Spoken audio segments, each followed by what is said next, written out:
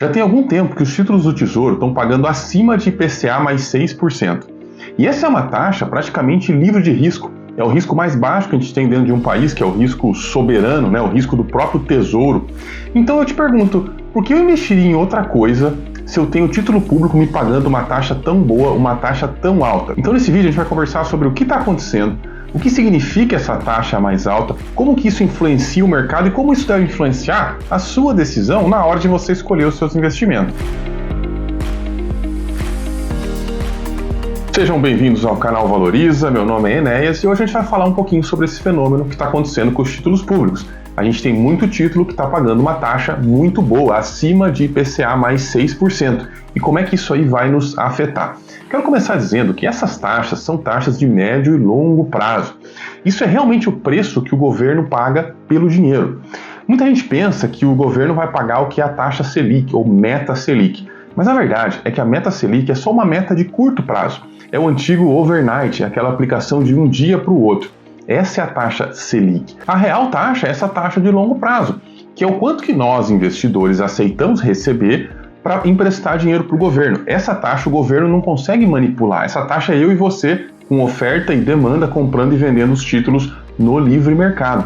Por isso que ela oscila mais, obviamente, do que a taxa Selic, mas também ela é muito importante. E assim, só para vocês terem uma noção, a gente aqui no Brasil costuma achar que esses títulos são realmente os títulos mais seguros, né? Porque a gente está emprestando para o próprio governo e realmente, na moeda real, o investimento mais seguro é título público. Não tem como ser mais seguro do que você emprestar para o cara que tem impressora de dinheiro, certo? É muito difícil ter um calote em moeda própria. O que acontece muito por aí é um país dar calote em dívida em dólar, não em moeda própria, né? Mas acontece o seguinte: para os investidores internacionais, eles enxergam o Brasil como um mercado altamente especulativo. O Brasil, segundo as agências de classificação de risco, é considerado junk, ou seja, lixo, isso mesmo. O Brasil não tem grau de investimento, teve por um tempinho atrás, mas depois logo perdeu e nunca mais recuperou. Então o Brasil é considerado lixo, ou seja, é grau especulativo, tá? Mas se você entrar lá no site das agências, você vai ver que muitas chamam realmente de junk, né? Esse é o jargão do mercado. Você tem países onde você pode investir, esses são os que têm grau de investimento, e você tem países onde você pode especular. Esses são os países junk, dos quais o Brasil faz parte. E as razões pelas quais isso acontece podem ser debatidas, e esse debate frequentemente não leva a nada, mas o que importa é que, consistentemente, o Brasil não tem uma política de responsabilidade fiscal muito bacana. A gente costuma gastar mais do que a gente ganha, e isso não depende de governo A ou governo B, isso sempre foi assim, independente do lado político, todos os governos conseguem não cumprir o planejamento. Não é nenhuma questão assim de gastar mais, gastar menos, cortar gasto, diminuir o Estado ou aumentar o Estado, não é nada disso. É que simplesmente não tem um plano a ser seguido. Eles fazem um plano, o plano é votado, é aprovado e meses depois, às vezes não dá nem um ano, meses depois já estão lá costurando, alterando, né, abrindo exceções sem fim. Então isso, claro, queima o nosso filme e, portanto, o Brasil é considerado especulativo. Agora, nós que estamos aqui, conhecemos como as coisas funcionam, estamos numa condição melhor de saber que realmente a aplicação em tesouro é um risco muito baixo. É muito difícil você ter um calote de dívida pública, mas eu acho importante a gente entender o porquê das taxas de juros estarem tão altas assim. E antes da gente ir aqui para o ponto principal do vídeo, quero dizer uma coisa para vocês. Esse retorno dos títulos aí atrelados ao IPCA, ele é lá no vencimento. Não tem nenhuma garantia que você vai comprar esse negócio hoje e ele vai render isso aí linearmente. Aliás, provavelmente isso não vai acontecer. Rendimento de título de longo prazo é lá no longo prazo. Se você comprou hoje IPCA mais 6 e poucos por cento, lá no vencimento você vai conseguir resgatar IPCA mais 6 e poucos por cento. Tranquilo, baixíssimo risco. Agora, eles sofrem marcação a mercado, então durante o período de investimento, isso aí pode aumentar, pode diminuir, pode subir, pode cair, pode acontecer um monte de coisa, tá? O preço do título vai variando conforme as taxas de juros também vão variando. Mas agora, lá no final, você vai receber aquele valor que você contratou e sempre vai ter um rendimento real. Isso é importante porque muita gente que não tem uma afinidade muito grande assim com a matemática, acha que o rendimento real pode ser negativo. Por exemplo, se tiver uma hiperinflação, como o imposto de renda é cobrado tanto pela inflação quanto pelo ganho real, as pessoas acham que o ganho real pode ficar negativo. Isso nunca acontece, mesmo que a inflação vá a 1 milhão %, tá? Eu tenho um vídeo que explica isso em detalhes, eu vou deixar aqui nos cards para que vocês vão lá e vejam esse vídeo, porque eu não vou ficar aqui explicando esse assunto, porque aqui o nosso foco é outro. A questão que a gente tem que responder aqui é o seguinte: com essas taxas de juros altas, disponíveis, com baixo risco, compensa investir em outra coisa? Eu não deveria focar mais no Tesouro IPCA? Para a gente conseguir responder essa pergunta, eu acho que é interessante a gente entender primeiro como é que o mercado faz para precificar esses outros ativos, as ações, os fundos imobiliários, né? E o mercado usa uma técnica chamada de valuation. Não é todo mundo que usa, eu pessoalmente não gosto de usar para mim, para os meus investimentos, mas eu vou deixar um vídeo aqui explicando por que eu não uso isso. Agora, o mercado faz isso. E para fazer isso, você supõe um fluxo de pagamentos ou fluxo de resultados futuros e traz isso para o valor presente. E você tem que fazer isso aí com base em uma taxa de juros, certo? E adivinha que taxa de juros que o mercado gosta de usar? Justamente a taxa dos títulos públicos de aproximadamente ali 10 anos, que é médio para longo prazo, que é a taxa que hoje está IPCA mais 6 e poucos %.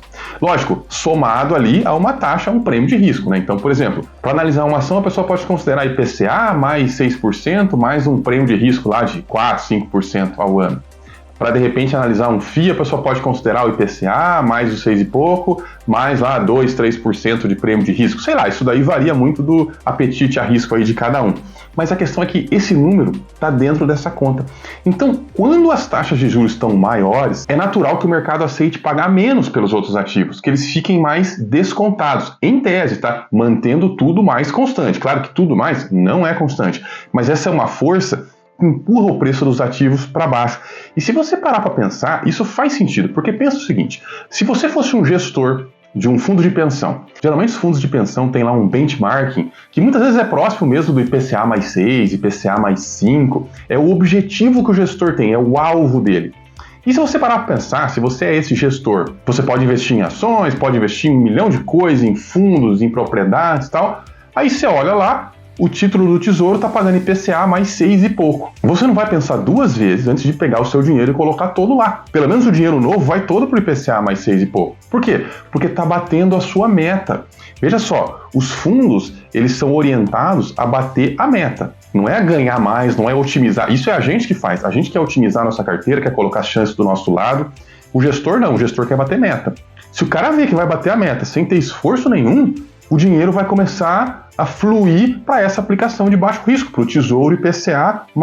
Então, é algo que acontece na realidade. Quando o Tesouro IPCA está pagando mais, o dinheiro sai dos outros ativos e começa a caminhar mais para esses títulos. E, claro, por causa disso, né, os outros ativos acabam estando um pouco melhores, né, acabam tendo seus preços um pouco mais depreciados, o que é bom para a gente. Não estou dizendo aqui que o fato de subir taxa de juros vai fazer com que tudo fique barato. Eu estou dizendo que essa é uma força. A economia tem um monte de força, né? Se todo mais ficasse constante, você subiria as taxas de juros de médio e longo prazo e o preço dos outros ativos todos cairia. Isso pode acontecer, pode não acontecer. A questão é uma força que aponta para esse lado. E isso ajuda a responder a nossa pergunta. O que eu devo fazer quando o Tesouro Direto está pagando tanto assim pelos títulos de longo prazo? E a minha resposta é o seguinte: quando acontecem esses momentos, está melhor para investir em tesouro? Sim, mas está melhor para investir em tudo. É uma época em que o investimento vai trazer um resultado melhor. Então, se eu puder dar alguma dica para vocês, aproveitem esse momento para investir. Mas não precisa pegar e investir só em Tesouro IPCA. O que vocês precisam fazer é seguir a estratégia de vocês.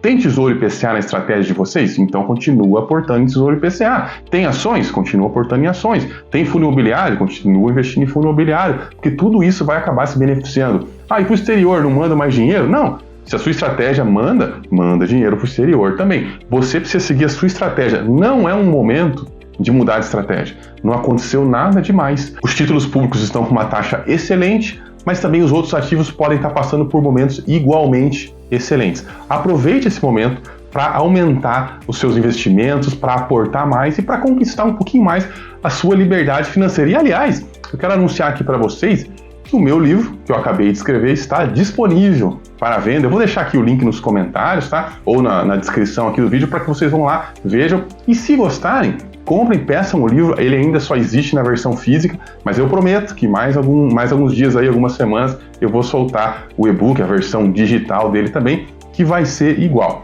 Então, nós nos vemos na semana que vem. Até lá!